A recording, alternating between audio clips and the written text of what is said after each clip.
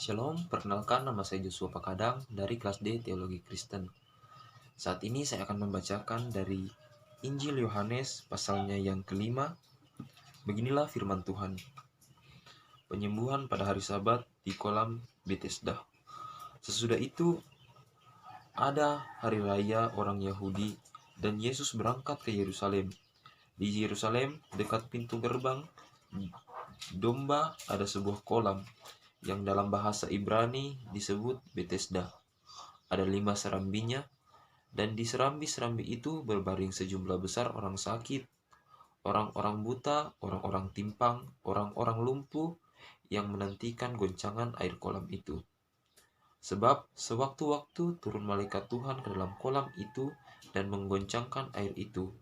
Barang siapa yang terdahulu masuk ke dalamnya sesudah digoncangkan air itu menjadi sembuh, apapun juga penyakitnya. Di situ ada seorang yang sudah 38 tahun lamanya sakit. Ketika Yesus melihat orang itu berbaring di situ, dan karena ia tahu bahwa ia telah lama dalam keadaan itu, berkatalah ia kepadanya, "Maukah engkau sembuh?" Jawab orang sakit itu kepadanya, "Tuhan, tidak ada orang yang menurunkan aku ke dalam kolam itu apabila airnya mulai goncang, dan sementara itu aku menuju kolam itu, orang lain sudah turun mendahului aku." Kata Yesus kepadanya, "Bangunlah, angkatlah tilammu dan berjalanlah." Dan pada saat itu juga sembuhlah orang itu, lalu ia mengangkat tilamnya dan berjalan. Tetapi hari itu hari Sabat. Karena itu orang-orang Yahudi berkata kepada orang yang baru sembuh itu, "Hari ini hari Sabat, dan tidak boleh engkau memikul tilammu." Akan tetapi ia menjawab, "Orang yang telah menyembuhkan aku, dia mengatakan kepadaku, angkatlah tilammu dan berjalanlah." Mereka bertanya kepadanya, "Siapakah orang itu yang berkata kepadamu, angkatlah tilammu dan berjalanlah?" Tetapi orang yang baru sembuh itu tidak tahu siapa orang itu, sebab Yesus telah menghilang di tengah-tengah orang banyak itu di tempat itu. Kemudian Yesus bertemu dengan dia dalam bait Allah, lalu berkata kepadanya, "Engkau telah sembuh, jangan berbuat dosa lagi, supaya padamu jangan terjadi yang lebih buruk." Orang itu keluar lalu menceritakan kepada orang-orang Yahudi bahwa Yesuslah yang telah menyembuhkan dia. Dan karena itu orang-orang Yahudi berusaha menganiaya Yesus, karena ia melakukan hal-hal itu pada hari Sabat. Tetapi ia berkata kepada mereka, "Bapakku bekerja sampai sekarang, maka aku pun bekerja juga." Sebab itu orang-orang Yahudi lebih berusaha lagi untuk membunuhnya. Bukan saja ia meniadakan hari Sabat, tetapi juga karena ia mengatakan bahwa Allah adalah Bapanya sendiri, dan dengan demikian menyamakan dirinya dengan Allah. Kesaksian Yesus tentang dirinya.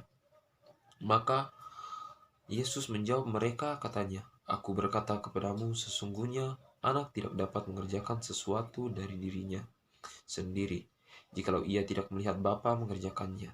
Sebab apa yang dikerjakan Bapa, itu juga yang dikerjakan anak. Sebab Bapa mengasihi anak dan ia menunjukkan kepadanya segala sesuatu yang dikerjakannya sendiri.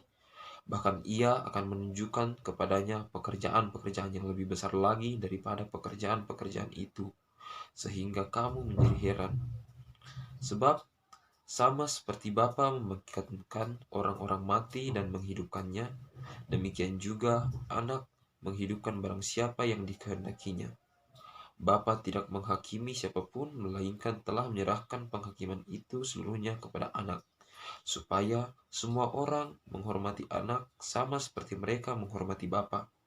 Barang siapa tidak menghormati anak, ia juga tidak menghormati Bapa yang mengutus dia.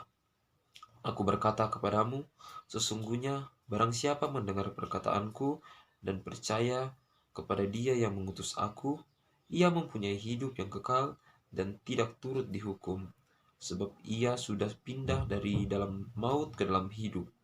Aku berkata kepadamu, sesungguhnya akan tiba dan sudah tiba bahwa orang-orang mati akan mendengar suara Anak Allah, dan mereka yang mendengarnya akan hidup.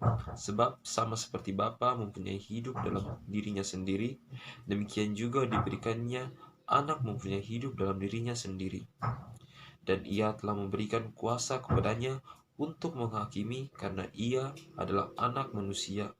Janganlah kamu heran akan hal itu, sebab saatnya akan tiba bahwa semua orang yang di dalam kuburan akan mendengar suaranya, dan mereka yang telah berbuat baik akan keluar dan bangkit untuk hidup yang kekal, tetapi mereka yang telah berbuat jahat akan bangkit untuk dihukum. Aku tidak dapat berbuat apa-apa dari diriku sendiri. Aku menghakimi sesuai dengan apa yang aku dengar, dan penghakimanku adil. Sebab aku tidak menuruti kehendakku sendiri, melainkan kehendak Dia yang mengutus aku. Kalau aku bersaksi tentang diriku sendiri, maka kesaksianku itu tidak benar. Ada yang lain yang bersaksi tentang aku, dan aku tahu bahwa kesaksian yang diberikannya tentang aku adalah benar. Kamu telah mengirim utusan kepada Yohanes, dan ia telah bersaksi tentang kebenaran. Tetapi aku tidak memerlukan kesaksian dari manusia, namun aku mengatakan hal ini supaya kamu diselamatkan. Ia adalah pelita yang menyala dan yang bercahaya, dan kamu hanya mau menikmati seketika saja cahayanya itu.